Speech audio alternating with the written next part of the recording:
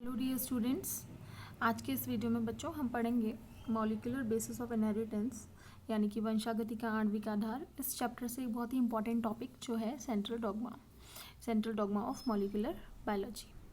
इससे पहले वीडियोस में हम डीएनए का स्ट्रक्चर अच्छे से पढ़ चुके हैं कि कैसा डीएनए होता है। तो बच्चों अब ये जो चैप्टर है, इस चैप्टर का बेसिस ही है सेंट्रल डॉग्मा। सेंट्रल डॉग्मा जो दिया था वो दिया था क्रिक ने। वॉटसन क्रिक आपको याद है ना, डीएनए का डबल हेलिकल स्ट्रक्चर जिन्होंने दिया था, वॉटसन एंड क्रिक। तो उनमें से जो क्रिक सर थे उन्होंने central dogma of molecular biology दिया था। अब क्या है ये सेंट्रल डॉग्मा, आइए समझते हैं।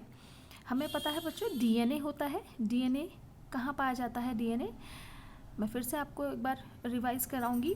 प्रत्येक कोशिका, अगर हम यूकैरियोट्स की बात करें तो प्रत्येक कोशिका के अंदर एक केंद्रक पाया जाता है और केंद्रक के अंदर होता है क्रोमैटिन मटेरियल। वो chromatin material at the time of cell division convert होता है इनटू क्रोमोसोम्स, ठीक। और वो क्रोमोसोम्स यानी कि गुणसूत्र जो है वो किसके बने होते हैं? डीएनए के। इस डीएनए की एक बहुत ही स्पेशल क्वालिटी होती है जो कहलाती है रेप्लिकेशन। रेप्लिकेशन का मतलब होता है बच्चों रेप्लिकेशन, ठीक है। रेप्लिकेशन का मतलब होता है to make own copies. DNA का एक कैरेक्टर है कि वो अपने समान अपनी कॉपीज़ को बना सकता है, यानी कि डीएनए से डीएनए का निर्माण वो कर सकता है।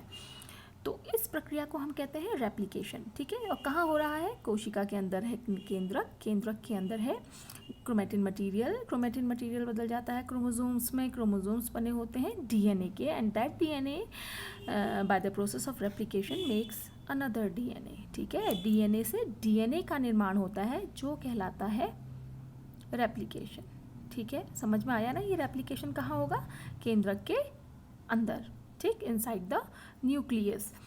तो हम पढ़ रहे हैं सेंट्रल डॉग्मा। सेंट्रल डॉग्मा एक तरीके से सूचनाओं का प्रवाह है।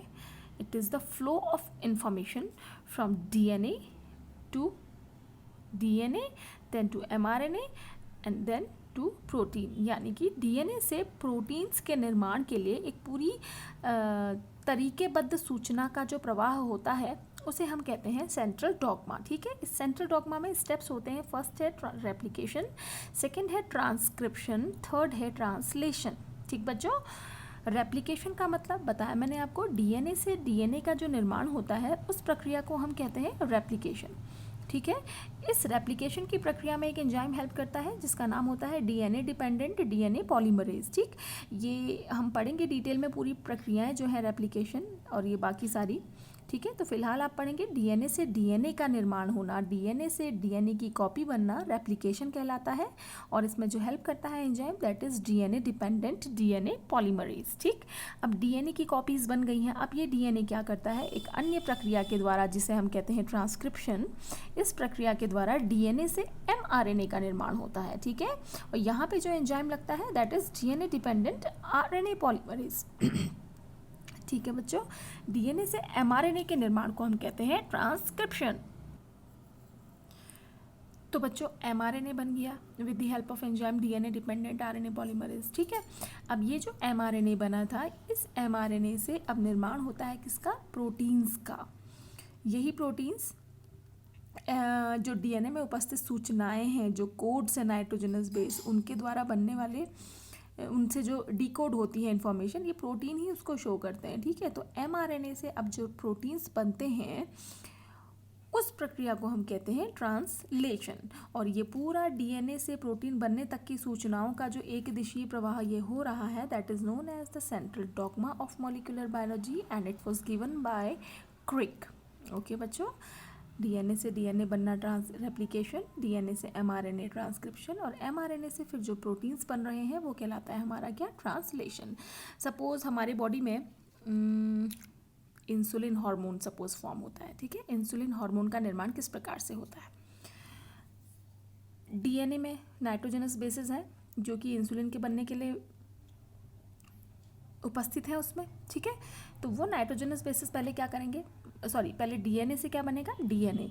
वो डीएनए में से फिर बनेगा एमआरएनए। अब वो एमआरएनए से प्रोटीन, वो प्रोटीन बनेंगे जो कि इंसुलिन हार्मोन का निर्माण कर देंगे, ठीक है। या सपोज ग्रोथ हार्मोन का निर्माण कैसे हो रहा है? अगेन डीएनए ही सारे कैरेक्टर्स के लिए रिस्पॉन्सिबल है। हमारी बॉडी में जितने भी कैरेक्टर्स उपस्थित हैं, जितने भी लक्षण हैं, वो सारे के सारे डीएनए ही निर्धारित कर रहा है। डीएनए में उपस्थित जितने भी नाइट्रोजनस बेसेस हैं वो ही निर्धारित कर रहे हैं हमारे शरीर के समस्त लक्षणों को। ठीक है, तो सपोज ग्रोथ हार्मोन बनने के लिए जो प्रोटीन्स चाहिए हैं उनका निर्धारण कहाँ से होगा? डीएनए में उपस्थित नाइट्रोजनस बेसेस से। ठीक है, तो पहले डीएनए से डीएनए बनेगा रेप्लिकेशन द्वारा, फिर डीएनए से एमआरएनए बनेगा ट्रांसक्रिप्शन के द्वारा, और फिर एमआरएनए से ट्रांसलेशन की प्रक्रिया के द्वारा पर्टिकुलर प्रोटीन्स बनेंगे जो कि पर्टिकुलर ग्रोथ हार्मोन को बनाएंगे बॉडी में। ठीक है बच्चों, तो this is known as the central dogma of molecular biology. एक चीज़ यहाँ पे मैं आपको क्लियर करना चाहूँगी, वायरसेस जो होते हैं, कुछ वायरस ऐसे होते हैं जिनका जो जेनेटिक मटेरियल है दैट इज़ आरएनए। ठीक है, तो वहाँ पे इंस्टेड ऑफ ट्रांसक्रिप्शन, वहाँ पर ट्रांसक्रिप्शन की जगह एक अन्य प्रक्रिया होती है जिसे हम कहते हैं रिवर्स ट्रांसक्रिप्शन। क्या कहते हैं बच्चों? इसे हम रिवर्स ट्रांसक्रिप्शन कहते हैं। रिवर्स ट्रांसक्रिप्शन का मतलब क्या होता है? इन वायरसेस के बॉडी में, जिन्हें हम रीट्रोवायरस कहते हैं, ठीक है, जैसे HIV वायरस है ना, HIV इज़ ऑल्सो रीट्रोवायरस। तो रीट्रोवायरस में डीएनए से आरएनए ना बनकर ट्रांसक्रिप्शन की प्रक्रिया नहीं होती है, वहाँ पे होता है आरएनए से डीएनए का निर्माण होता है, और इस प्रक्रिया को हम कहते हैं रिवर्स ट्रांसक्रिप्शन। जब आरएनए से डीएनए का निर्माण हो रहा है that is known as reverse transcription, और ये होता है कुछ रीट्रोवायरसेस की बॉडी में। यहाँ पे जो एंजाइम हेल्प करता है that is known as reverse transcriptase. ठीक है बच्चों, तो बच्चों इस वीडियो में इतना ही। होप कि आपको समझ में आ रहा होगा और आप लोग पढ़ रहे होंगे। Thanks for watching my video. Good day.